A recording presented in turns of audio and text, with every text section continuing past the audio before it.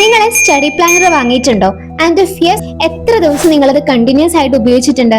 ഒരു മിനിമം 4 ദിവസം ആകുമ്പോഴത്തേനും ഈ ഒരു പ്ലാനർ നിങ്ങളുടെ സ്റ്റഡി ഏരിയയിൽ ഏതെങ്കിലും ഒരു മൂലയിൽ കിടക്കുന്നുണ്ടാവും. Today I want to fix that. ഈ ഒരു സ്റ്റഡി പ്ലാനർ പ്രോപ്പർ ആയിട്ട് ഉപയോഗിക്കുക ഗൈസ്, എങ്കിലേ അതിന്റെ റിസൾട്ട് എങ്കിലും നിങ്ങൾക്ക് അറിയാൻ കഴിയും. So use it wisely. Study പ്ലാനറിൽ ഓരോന്ന് പ്ലാൻ ചെയ്യുമ്പോൾ നിങ്ങൾ ചെയ്യുന്ന ഒരു വലിയ തെറ്റുണ്ട്.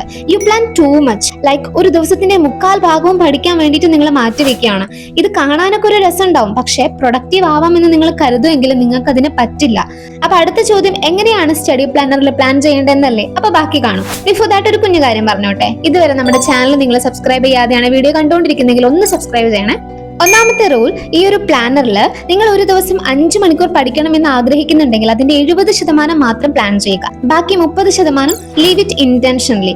അതെന്തിനാ ചോദിച്ചിട്ടുണ്ടെങ്കിൽ, എന്തെങ്കിലും ഒരു കാരണം കൊണ്ട് നിങ്ങൾക്ക് ചിലപ്പോൾ പ്ലാൻ ചെയ്ത് ഏതെങ്കിലും ടൈം ഫോളോ ചെയ്യാൻ പറ്റിയെന്ന് വരില്ല.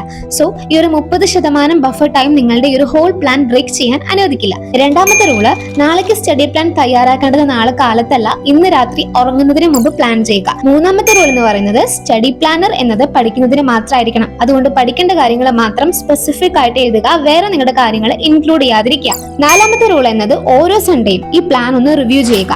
എന്തൊക്കെ കംപ്ലീറ്റ് ചെയ്തു, ഏതൊക്കെയാണ് പഠിക്കാൻ പറ്റാതിരുന്നത്, അത് എന്തുകൊണ്ടാണ് എന്നൊക്കെ നിങ്ങൾ നോക്കുക and adjust the next week. So guys, ഈ 4 കാര്യങ്ങൾ ശ്രദ്ധിച്ചാൽ മതി, സ്റ്റഡി പ്ലാനർ റുട്ടീനോട് നിങ്ങൾ സെറ്റ് ആവും.